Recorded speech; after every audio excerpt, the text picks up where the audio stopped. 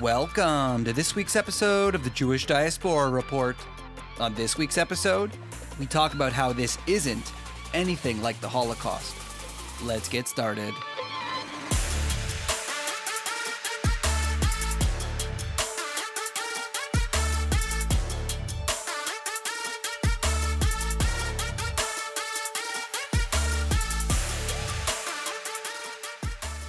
Holocaust Memorial Day, a day for remembering the 6 million people who were murdered by the Nazi regime over 80 years ago. Holocaust Memorial Day, a day for remembering the 6 million people who were murdered by the Nazi regime over 80 years ago. Holocaust Memorial Day, a day for remembering the 6 million people who were murdered by the Nazi regime over 80 years ago. This is a montage of a number of clips that came from British television, where various news reports were reporting on the Holocaust Memorial Day set by the United Nations, a day where we're supposed to remember the issues of the Holocaust. Did you happen to pick up something that was missing from those clips? If you think about it, you never heard the word Jew. In all of those clips, for some strange reason, they went out of their way to not mention the Jewish people, which is kind of a big deal when you're talking about the Holocaust. And some people might hear this and suggest, well, maybe they were just saying all people who were killed. World War II was terrible. Let me remind you that this is not a World War II Memorial Day. This is a Holocaust Memorial Day. And if you want to talk about the other people as well, then the number wouldn't be 6 million. You could talk about the tens of millions who were killed, whether it be civilians and Soviets and Germans and Polish. There were a lot of people killed, indeed, during World War II. But the fact that they used the number 6 million and it's Holocaust Memorial Day, it proves they were trying to suggest Jews. And these weren't the only people who did it. Here are two other tweets or posts for Holocaust Memorial Day. Just for the record, I'm not getting into the politics of this. This is just what some politicians had said, like Governor Josh Shapiro, who said, "This Holocaust Remembrance Day, we pause to reflect on the horrific chapter of human history, a period of incredible darkness for our world, consumed by hate and violence against millions of people on the basis of their faith, their background, and their beliefs." Notice how he didn't mention Jews. He talked about faith in general. He essentially sort of removed the Jews completely, much like the people earlier. Vice President J.D. Vance, "Today we remember the millions of lives lost during the Holocaust, the millions of stories of individual bravery and heroism." Again, millions of lives lost, not mentioning the Jews. Why is it that both sides of the aisle are unable to even mention the Jews when it comes to the Holocaust? Why are no broadcasters talking about the Jews? Personally, I think it's because anti-Semitism has gotten so bad that even acknowledging the Jews being killed in the Holocaust is deemed controversial. The Jewish people deserve no sympathy, no empathy, no memorial. And to be honest, if I want to be even more cynical, it's possible that these people realize that many of their followers on the far left and the far right don't even like the idea of seeing killing Jews as a bad thing. It seems like they're too worried about saying this was wrong, because there's a lot of people that follow both sides of the aisle that like to suggest that maybe doing this again is a good idea. We would be lying to ourselves if we didn't see on both sides of the aisle, the far left and the far right, people literally calling for another Holocaust. So as a politician who wants to make sure they hedge their bets, make sure not to take too strong of a stance, they need to whitewash a little bit and say, we don't like this, it's a bad thing, but let's not mention the Jews, so that way our followers won't get angry when we say killing Jews is wrong, because some of their followers are currently calling to kill Jews. I just want to point out how crazy it is that we've gotten to a point in anti-Semitism in the West that even acknowledging the Holocaust has become a problem. But not only a problem in the sense where we see people unable to even mention the victims, but we have taken the victims and almost all of the context out of the Holocaust, that now we're seeing the Western useful idiots and people all over the world, and even politicians, using the Holocaust as just a general term, something we can throw around willy-nilly. And I know that this has been an issue for many content creators on the pro-Israel side, and many Jews as a whole. And this is kind of why I wanted to talk about this week, is should we ever be using the term Holocaust for anything? Should we ever compare the Holocaust to anything going on in the Western world today? Or frankly, anywhere in the world? And this is why I'm going to suggest no. I figured that I could give you guys a little bit of a history, at least from my perspective, of where this started. And of course it goes a long way back. We've seen Holocaust denial, but it's kind of been in the fringe. When did it become mainstream to be anti-Semitic or to look at the Holocaust in a very different way? And I talked about this on a very old podcast I had done back in 2022 about the left using Anne Frank, a very well-known Holocaust figure, and claiming that she had, quote, white privilege.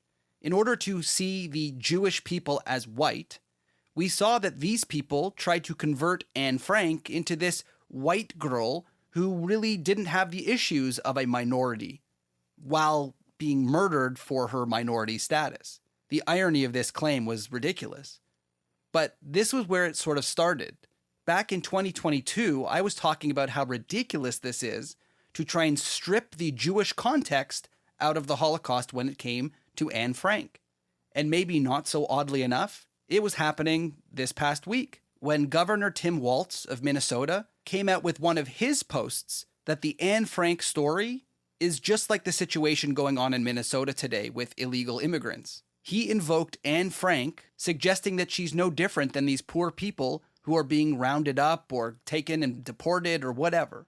This is an extension of what I talked about in 2022.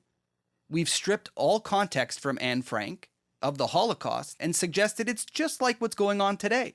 No, it is in no way the same thing that happened during the Holocaust. You cannot remove the context. Don't get me wrong, I'm in no way condoning what's going on in the United States. I'm not taking a side on that. I'm not saying who's right and who's wrong. All I'm saying is it is not like the Holocaust.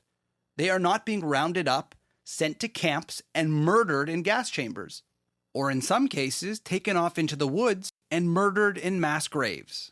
So using the term just like Anne Frank is being disingenuous, and in many opinions is making a mockery of the Holocaust. But if we go back a little bit earlier to the time when the COVID pandemic was happening, one thing that really stuck out to me and really frustrated me as a grandchild of a Holocaust survivor was seeing all of these anti-vax people, and again, I'm not getting into vax, no vax, whatever, but these people were putting on yellow stars of David on their clothing to show they are anti-vax, and suggesting that the government who's trying to vaccinate people, right or wrong, is just like the Nazis. The ability for people to strip the context of the Holocaust so much that Jewish stars on clothes, that's just something people do when they feel oppressed or when they feel like their government is not doing the right thing. This is not the time, place, or method to say that. The people who wore those stars on their clothes, most of the time, ended up in a gas chamber and being murdered. This is not the same as vaxxed or don't get vaxxed, if you can go to work or a restaurant or not. And the way that people were able to just throw them on and have zero idea of what they're causing proves how easy it was to just strip all context away. And if I remember correctly, it's been a little while, I'm pretty sure there were some people in Congress who absolutely doubled down and supported the idea after the Jewish people said how offensive it was. They said, no, we think it's exactly the same thing.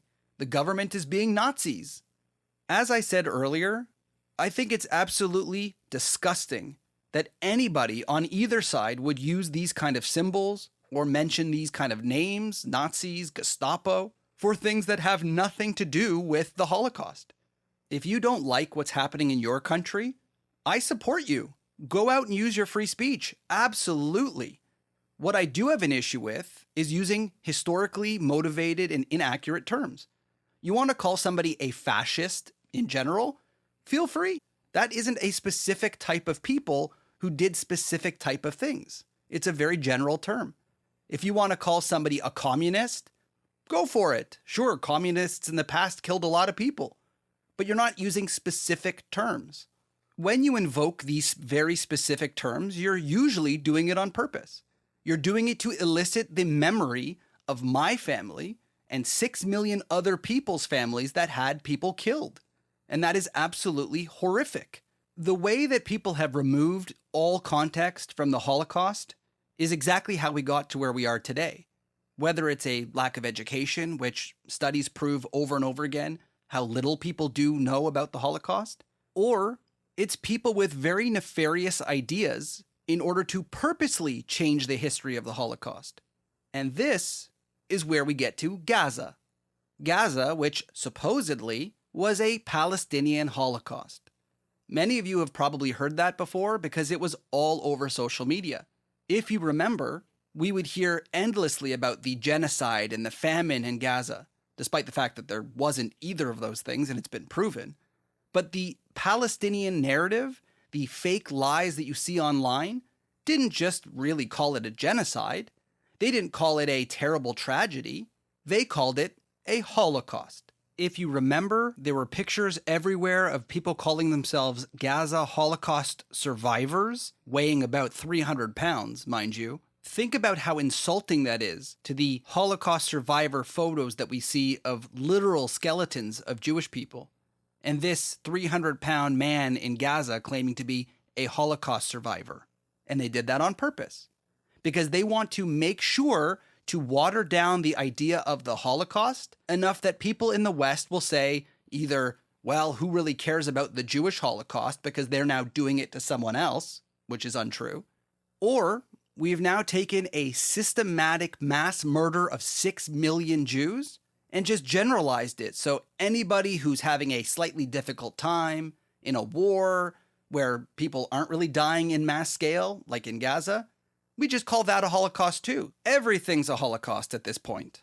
It is absolutely purposeful that the pro-Palestinian side use that term specifically in order to either demonize the Jews or remove the ability for the Jews to actually get any sympathy or empathy from the world for what happened to them, which is ironically exactly what we saw on Holocaust Memorial Day this year, where it was too dangerous and too controversial to even mention Jews in the Holocaust posts.